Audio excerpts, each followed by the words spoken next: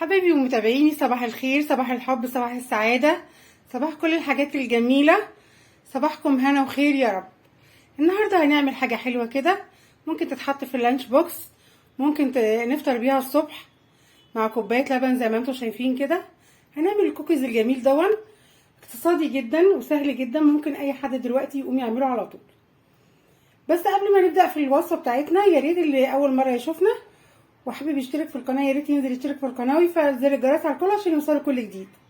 تعالوا يلا نشوف وصفتنا بسرعه كده حبيبي. عشان نعمل الكوكيز الجميل دون، عندنا هنا كوبايه الا ربع من السكر البودر، عندنا كوبايه الا ربع من الزيت،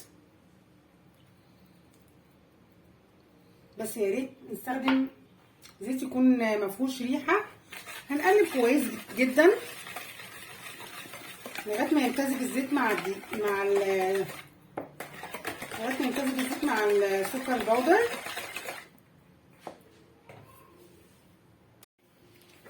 حطينا كده كوبايه الا ربع من الزيت، كوبايه الا ربع من السكر البودر، هنقلبهم كويس جدا لغايه ما يمتزجوا مع بعض، وبعدين ننزل عليهم ببيضتين، ننزل عليهم كده ببيضتين درجه حراره الغرفه. طبعا عندنا بيض يبقى عندنا فانيليا، عندي فانيليا سايله، فانيليا باودر، اللي عندك حطيه. الكوكيز ده سهل جدا، اقتصادي جدا، وطعمه لذيذ. هنقلب كده لغايه ما الخليط عندنا يفتح.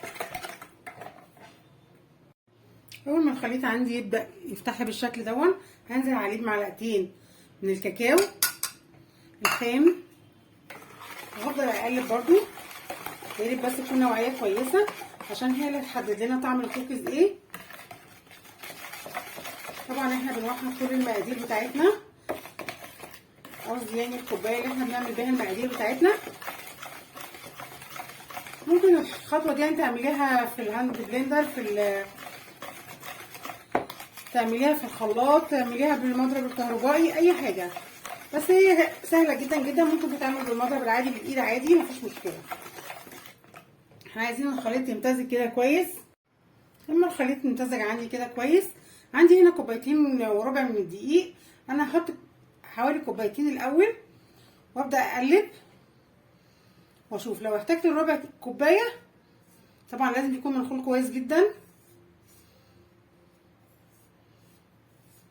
عشان يدي هشاشه كده للكوكيز بتاعي. هنسيب الربع كوبايه ونبدا نقلب كده. هحط عليه كمان معلقه من البيكنج صودا، معلقه صغيره من البيكنج صودا اللي احنا بنعمل بيها الطعميه. لو ما عندكيش طبعا بيكنج صودا ممكن تحطي بيكنج باودر، وممكن تحطي نصها بيكنج صودا ونصها بيكنج باودر. هنقلبها كويس، ننزل بس بقيه المقادير معانا اللي في قلب المضرب كده، نبدا نقلب ونشوف الدنيا ايه عندنا. نقلب كويس كده لغايه ما الدقيق يختفي. لو كميه الدقيق اختفت والعجينه بتاعتي كويسه، بنبدا نشكلها. سهله جدا، ممكن طفله صغيره تعملها في المطبخ. عجينه الكوكيز دي الكوبايتين اللي عندي عملوا عجينه كويسه برضو، بس ايه هنشوفها كده هنقدر نتحكم فيها ولا لا. حاساها طريه قوي، حاساها طريه قوي. هضيف بقيه الربع كوبايه، هنضيف الربع كوبايه الباقي. طبعا بيبقى حسب الدقيق، هنضيفه ونقلب كويس.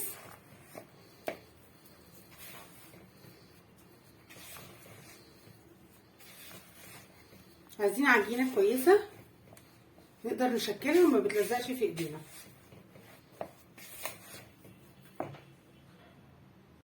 هضيف هنا شويه من الشوكولاته شيبس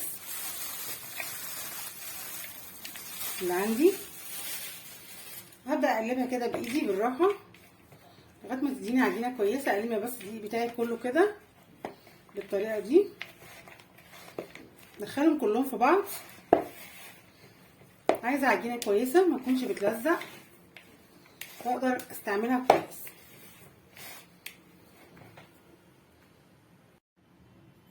حبايبي ودي العجينه بتاعتي. بعد ما خلصتها همسكها كده اكورها واشوف كده ابططها كده. شوف كده لما فيهاش تشققات تبقى حلوه كويسه جدا. ده مكان الشوكليت شيبس اللي احنا حاطينه. هجهز بقى عندي صينيه هنا مدهونه، الصينيه مدهونه دهنه خفيفه من الزيت، وهبدا بقى اشكلها يعني قطع صغيره على ايه، هي بتبقى شكلها حلو قوي وهي صغيره. هروح جايه مبططاها كده تبطيطه صغيره. طبعا القطع ايه نحاول نخليها قدر الامكان قد بعض. بدورها كده في ايدي واروح جايه عاملاها كده بالراحه، تبقى بالحجم ده زي ما انتم شايفين كده. هعمل معاكم عدايتين تاني، ندورها كده نروح دايسين عليها دوسه خفيفه كده ونرصها. طبعا عشان هيتغير شكلها معانا في الفرن بنبعدهم عن بعض شويه عشان ما يلزقوش في بعض. نكمل الكميه ونرجع تاني. ودلوقتي بعد ما شكلنا حبايبي كل الكميه ممكن نعمل فيها كده بالمنظر ده كده.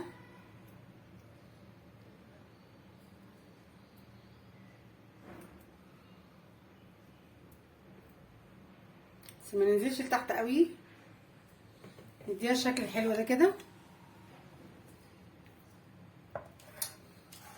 نكمل صينيه بالمنظر دون، وبعدين نحط في التانية ايه برضو شوكليت شيبس على الوش.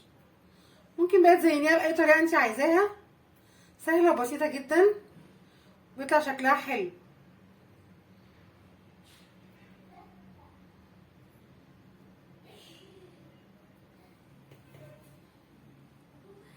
والصينيه التانية يا حبايبي كده هنبدا نثبت عليها الشوكليت شيبس بالشكل دون.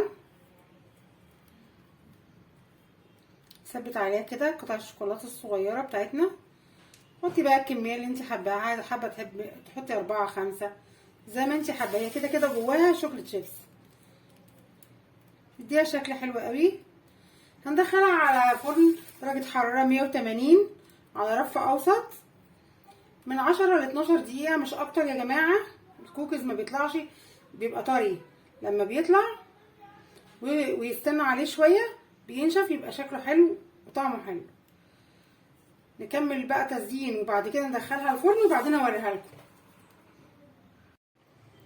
حبايبي وادي الكوكيز بتاعنا بعد ما طلع من الفرن زي ما انتم شايفين كده قمر. خلي ريحه الدنيا جميله جدا وشكله تحفه. وطبعا يعني نص اتاكل قبل ما اصور معاكم وهو سخن كده، نص اتاكل قبل ما اصور معاكم. هما الكوبايتين ونص طلعوا لي حوالي 50 قطعه. على فكره اقتصادي جدا وحلو جدا، وممكن اي حد يقوم يعمله على طول كده سريع جدا، ما فيهوش اي مشكله خالص. لو بنت صغيره هتقدر تعمل الحاجات اللي احنا عملناها دي. بس علشان نراجع بقى مقادير لان في حته اتقطعت من الفيديو. احنا عندنا كوبايه الا ربع من السكر البودر، عندنا كوبايه الا ربع من الزيت. ممكن تستبدليها بزبده لو انت حابه تحطي زبده، بس احنا عاملينه النهارده اقتصادي. بنحط فانيليا، بنحط بيضتين بدرجه حراره الغرفه. عندي كوبايتين ونص من الدقيق، بنحط كوبايتين الاول ونبدا نزود حسب العجينه بتاعتنا. العجينه بتاعتنا بتبقى طريه بس مش بتلزق في ايدينا. درجه التسويه بتاعتنا بنحطه على درجه حراره 180 في رف اوسط. نحطه على درجه حراره 180 في رف اوسط لمده من 10 دقائق ل 12 دقيقه. الكوكيز بتاعنا بيبقى طري شويه، ما ينفعش يبقى زي البسكوت ياخد نسبه النشوفيه. فبنطلعه اول ما بيتعرض للهواء على طول بينشف، بيبقى بالشكل اللي انتوا شايفينه ده. بس بيبقى ايه كده زي الغريب، بيبقى بالشكل اللي انتوا شايفينه ده. شايفين قمر ازاي جميل قوي مفرغ وجميل ازاي. عندنا كمان في المقادير بتاعتنا قبل ما انسى في بيكنج باودر او بيكنج صودا اللي عندك واللي متوفر عندك ممكن تحطي ربع معلقه من ده او ربع معلقه من ده او نص معلقه من ده او نص معلقه من ده اللي متوفر عندك. اللي اول مره بقى يشوف قناتنا وحابب يشترك معانا يا ريت ما ينساش يشترك في القناه ويفعل زر الجرس على الكل عشان يوصلوا كل جديد. بحبكم قوي واشوفكم في وصفه احلى. باي باي.